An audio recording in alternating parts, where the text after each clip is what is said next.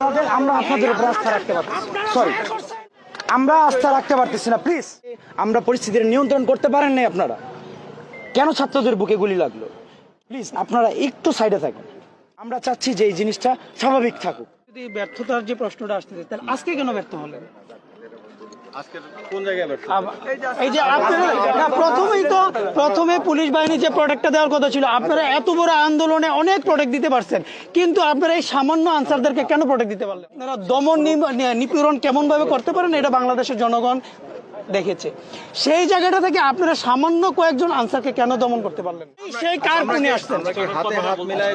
না না না এখন হাতে হাত মিলাইতে আমরা আস্থাশীল না আপনারা তো সেই পুলিশ যে পুলিশ আমার বুকে গুলি মারছে আমার বুকে গুলি করছে বসে বসে বেতন নেবো না না এখন জাস্ট আজকের পরিস্থিতি আপনি বুঝেন